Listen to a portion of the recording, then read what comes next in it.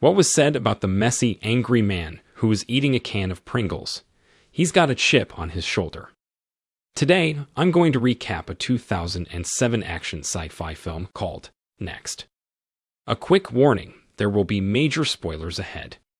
In the first scene, we see a fast glimpse of a woman. We also see a man sitting at a cafe, looking at his watch, noting that it's 9 minutes over 8. He suddenly turns to look at the entrance for a few seconds, but he gets disappointed and leaves soon after. Next, we are in Las Vegas, where the man will perform a magic trick.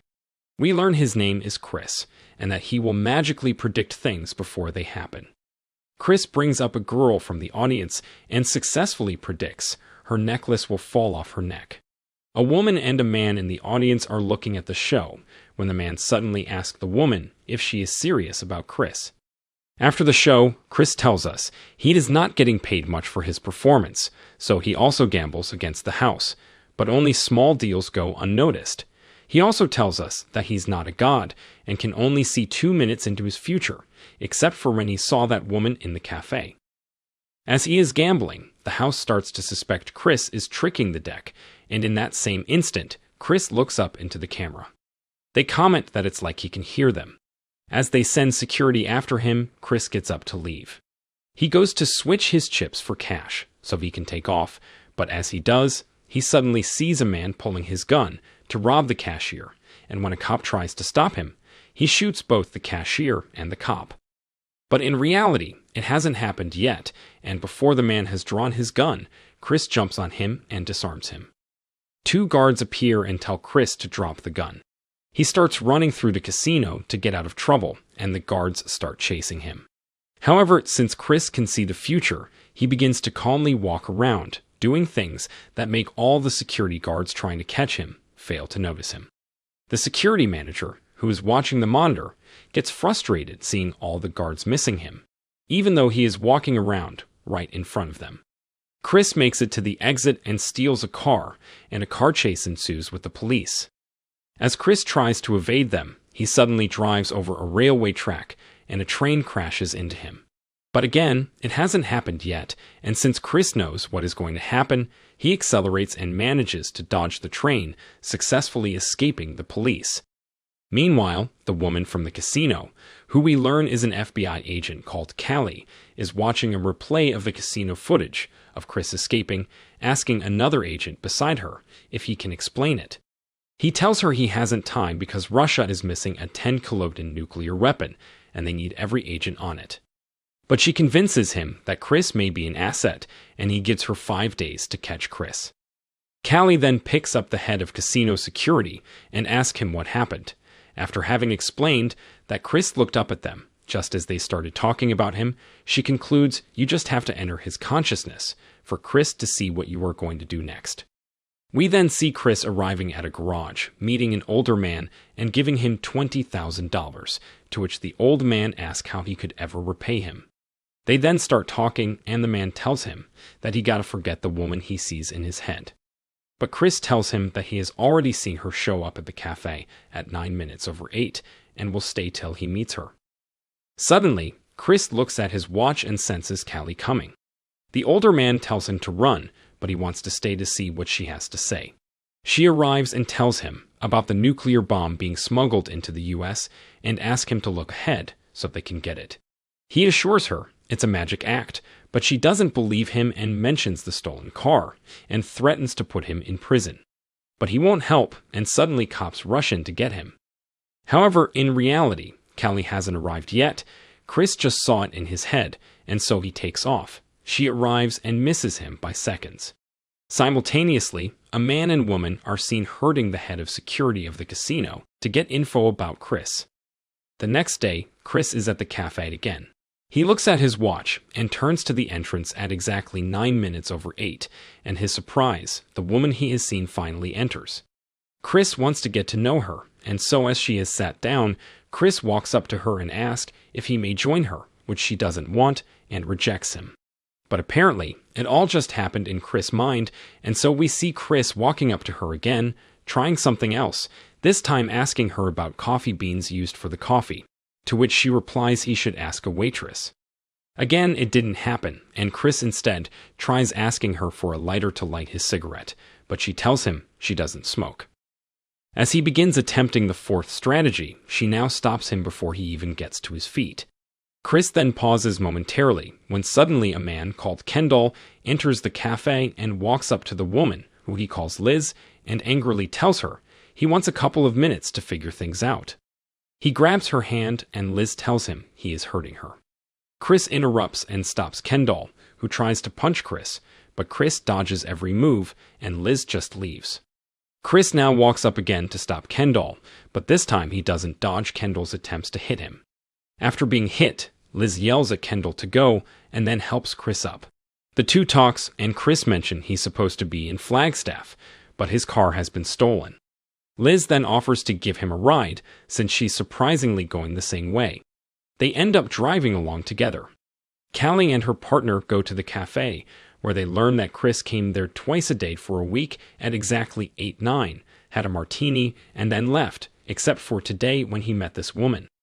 Callie asks where they went, and a waitress overheard them headed for Flagstaff. Meanwhile, at a harbor somewhere, the man who harmed the head of security of the casino earlier is seen talking with members of the mob, unloading what seems to be a nuclear weapon. The man with the tie then tells the man who hurt the head of casino security to get rid of Chris, since the cops seem so interested in him. We see Chris and Liz get to a North American tribe in the Grand Canyon, where Liz teaches kids once a week. The kids later ask Liz if Chris is her boyfriend, but she assures them he is not. They tell her it looks like Chris likes her though. Chris walks up to one of the boys called Jake, whose birthday is today, and does a magic trick for him. Liz later tells Chris he's odd but charming. That evening, Liz accidentally falls asleep on Chris's shoulder while he's driving. She wakes up as they get to a part of the road that has been washed away by the rain, and they have to return to a motel. Since there is only one bed, Chris sleeps in the car. Simultaneously, the police are gaining on them, having found out which motel they are at. They have also located the nuclear bomb with a 95% certainty to be in South California. Callie wants to use all resources available to obtain Chris, so he can help them find the nuke, so they deploy a squad to get him. The mob is spying on the FBI and decides to follow them to get to Chris. Back at the motel, Chris gives Liz a rose as she gets out of the shower, telling her she is beautiful, after which they start making out. On their way to the motel, Callie gets a call from her office and finds out somebody is following them to Chris. Having slept together, Chris suddenly wakes up, seeing something happening in the future. Later that morning, the FBI is watching as Liz leaves the motel room. Callie intercepts Liz and they sit down in a car, all of which the mob sees from afar. Liz is then shown the footage when Chris stopped the man with a gun in the casino and how he told the two cops, appearing that the man was going to shoot two people. They tell her Chris is a delusional sociopath, and she becomes scared. She is given a drug to put in his drink that will make Chris fall asleep in 5 minutes, but she is told she must do it 2 minutes after Chris has left the room. She goes back in and tells Chris to wash up as she makes breakfast. Simultaneously, the mob is ready to shoot Chris if they get a clean shot. 2 minutes later, she puts it into his drink. But as Chris comes out and is about to drink it, Liz stops him and tells him everything that happened.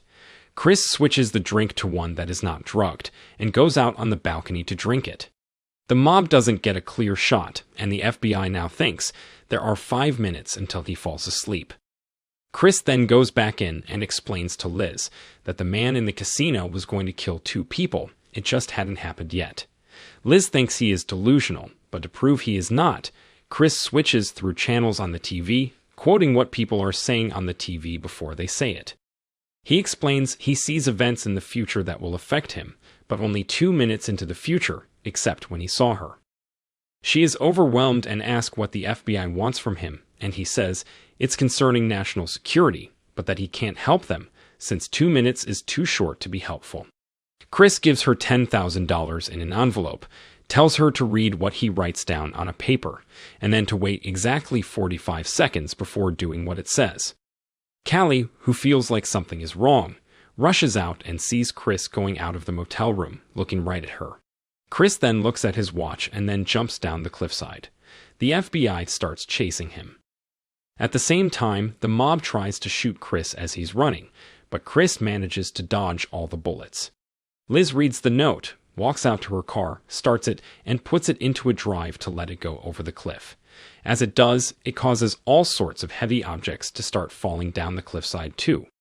The FBI agents who are chasing Chris on the slope all hide to not be hit by the objects. Chris dodges everything, however, and continues running. Suddenly, he is stopped by Callie, but as the objects come falling, Chris grabs Callie and saves her. At the same time, on the road away from the motel, the mob finds Liz and grabs her. With the duty to save millions of people, however, Callie doesn't let Chris go for saving her. He is put in a chair and forced to watch the news, and Callie tells him to push that 2 minutes as far as he can to find out where the bomb is. Instead of seeing the bomb, however, Chris sees Liz on the top of a parkade, strapped to a wheelchair, which suddenly is blown to smithereens. Callie asks what happened, but even though he is devastated, Chris won't tell her since they'd keep him in the chair forever. Chris is taken to a cell, where he asks the guards for a cigarette as a distraction and then attacks them, knocking them all unconscious. Like in the casino, Chris escapes the building unseen and uncaught. The FBI then follows him on the streets. Chris gets to a multi-level garage and starts ascending the stairs. Callie tells the other FBI agents to stay downstairs as she follows him up. As soon as Chris gets to the top, he stops, and when Callie arrives and asks what he saw, Chris tells her. Right there on the roof, the mob will execute Liz in 2 hours. She tells him the mob is using Liz as bait to shoot him, to which he replies that he knows. They agree on helping each other. Soon after, Chris walks out on the roof, and the man from the mob that has been following him shoots him from another rooftop. As Chris pretends to be dead, an FBI helicopter appears behind the shooter, who fires on the heli, and the agents have to kill him. Since Chris sees no way to save her on the roof, in 2 hours, Callie suggests that he should attempt to see clues that can take them to her earlier. Chris manages to see a plate number of a white van. They then manage to locate the vehicle in the harbor, and the FBI forms a plan with Chris, who tells them what they should do to avoid unnecessary losses. Simultaneously in the harbor, Liz is led into the van that Chris saw. As they are about to leave with Liz, the FBI storms the facility, and the mob is overrun. The van with Liz in it quickly backs up, and Chris tells Callie exactly when to shoot it, so that it rolls around instead of blowing up. As it has stopped rolling, Liz escapes the van and manages to run into a building. Meanwhile, Chris helps FBI agents to take out snipers, while moving towards the building Liz entered. But Liz is caught again and used as a human shield by the kidnappers and dragged into a big cargo ship. Inside, the mob members plant an explosive with a laser sensor. When the FBI team also has entered the ship, Chris sees the explosion in his head before it happens and warns the FBI agent who is about to set it off. As they continue, Chris suddenly gets shot in the chest, but like we expect, he foresaw that too and informs the FBI agents so they can shoot the sniper before the sniper shoots him.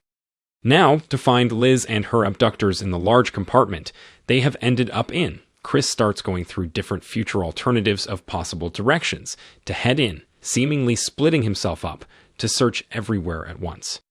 Eventually, Chris sees where Liz and the kidnapper are, and the FBI squad heads toward her. Soon after, they bump into Liz, and the abductor starts threatening Chris to shoot him if he gets closer. Chris tells him he's seen all endings, and none are good for him, so he should let her go. But the abductor says he will take his chances. Chris then starts walking towards them, and the man starts to shoot at him. But with Chris's extraordinary ability, he dodges every bullet. When the abductor has emptied his magazine and is out of bullets, he picks up the remote to blow the bomb that Liz is wearing. But Callie thinks fast and successfully manages to shoot the kidnapper dead.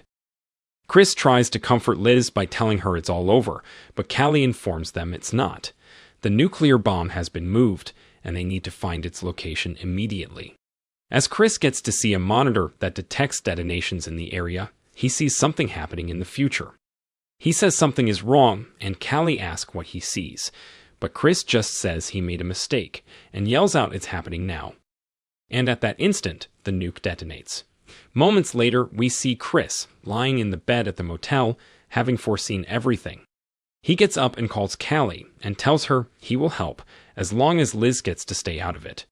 He wakes Liz up and tells her there's something he has to do, telling her he'll come back if she can wait. In the final scene, Callie asks Chris if he's ready, to which he responds that he is. If you enjoyed this video, don't be shy to hit the like button, and if you disliked it, hit the dislike button twice, just to be sure. You should watch the whole movie. Thank you very much for watching. Please subscribe for more videos like this.